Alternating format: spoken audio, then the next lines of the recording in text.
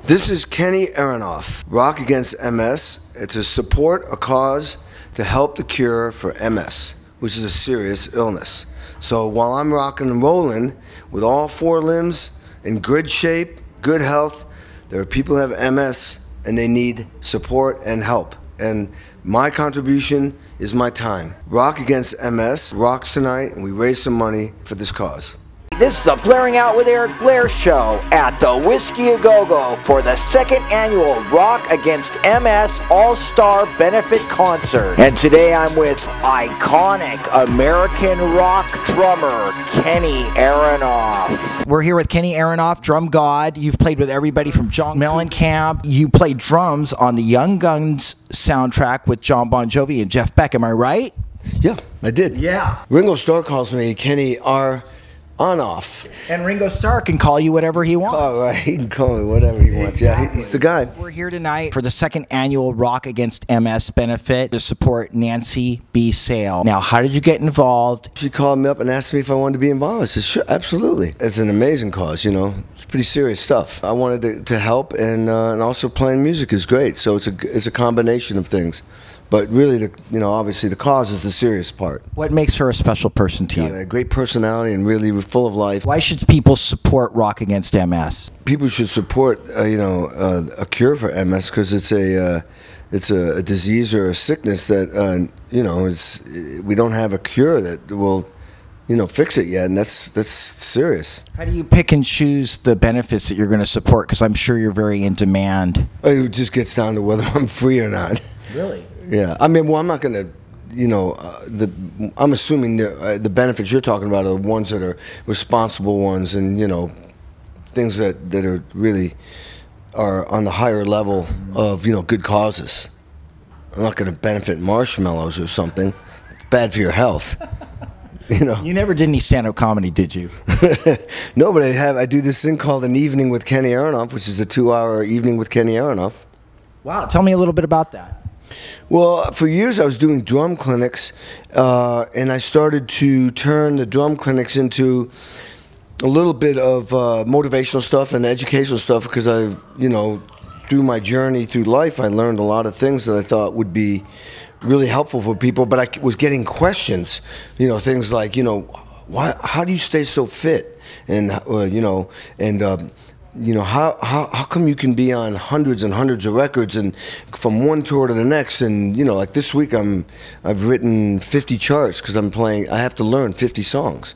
Well, I can't memorize 50 songs. So they asked me, I have a hard work ethic, and I'm wired that way, so that helps. But I started realizing I had answers to some of these questions, and I started sharing them with people, and people were really responding. So I will come out and talk about the key of success, and then talk about how to be mentally, physically, and emotionally healthy, and longevity. And then I perform, and I come back, and I start talking about other things that are have a lot of information, and funny, but it's serious stuff. What I've learned by being in music, Lance Armstrong may have learned riding the bike. A football player learned by being in the NFL. You can learn the same principles through any occupation. It's just you have to, it's from working and paying attention and being aware of yourself and your environment, and you will learn these heavy, higher level things that doesn't matter what your career is. You can learn it at anything. You have to put in the time, though.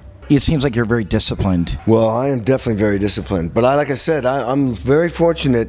When I started looking around, I realized I'm very fortunate that I'm hardwired that way. I'm genetically wired that way. And, it's like yesterday, Nancy's like, can you do 2 more songs? And then it's like, yeah. But you have to understand, I'm in the middle of trying to learn 50 songs, so that's why she was going, I hate to add 2 more. Plus, I just flown in from Orlando, and on my flight, all the way back, I'm writing charts for the Goo Goo Dolls, because I'm going to perform with them. And all the way to Orlando, I was writing charts for this, and the Goo Goo Dolls, and something else. And then when I get to the hotel room, I keep working. It just doesn't stop. I woke up this morning, wrote 3 more charts, did some stuff, had a lot of business to do, because I have some sessions coming up, and then went over a bunch of this stuff for today, and tonight I probably won't work on stuff because it'll be late. But, you know, I'll wake up tomorrow. I got a full day tomorrow, and Friday I got, you know, to prepare for, I have a session with Brian Wilson, and then I have to prepare for another session, and it just goes on and on. It's great, though. It's the way I live. Can you do 5 more songs? Yeah, sure. 5 more. She's lying. No, I'm not. If I know them, I can play them. Like Wipeout and, you know, any Zeppelin song. What was it like to do the Beatles tribute? That was a huge highlight. I wrote a blog called The 10 Busiest Weeks of My Life, and I played with maybe 45 famous people. Because I did a Gregg tribute, I did the Kennedy Center Honors honoring Santana, Billy Joel, I did the American Country Music Awards where I was a featured artist with Trace Atkins. And then I did a Ringo Starr concert in town, which was with 10 more artists. And then the Grammys with the Highwaymen. And, you know, it was ridiculous. I've never done that in my entire life. That many people in that short a time. And the Beatles was definitely the highlight because, you know, I went up to Ringo afterwards and I said, and he was commenting on how I'd nailed certain fills that he did because I got the actual tapes of just the drums, and I wrote some things you don't hear on the recordings unless you have them isolated. And you can see him on TV mimicking, or he was doing what he was hoping I would do, and I did do it. You can't hear it unless you have the drums by themselves. Anyway, I went up to Ringo and I said, you know, nah, never mind. He says, no, tell me. He says, it's so stupid. Everybody says it, but it's true. He says, what? He says, all right, you're the reason why I play drums. The Beatles are the reason why I started a band. You guys are the reason why I'm here today. But it's true. 50 years ago, I mean, I was on a big, fat, tired, one-speed bike, 10 years old, driving down 3 hours, 3 miles, which was probably 3 hours, to meet the Beatles. Came home, played it, started a band.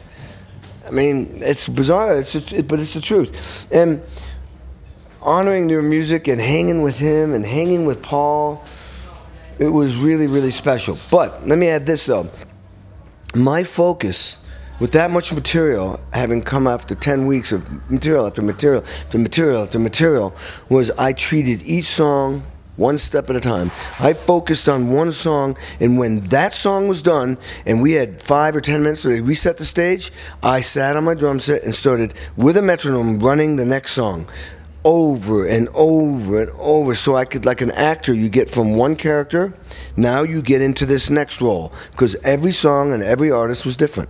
And that's how I did it. So when that song started, I knew all the hard spots were, what to look for. I had drilled it, and so when it was time to go, I was ready. And that's how I did it, one song at a time.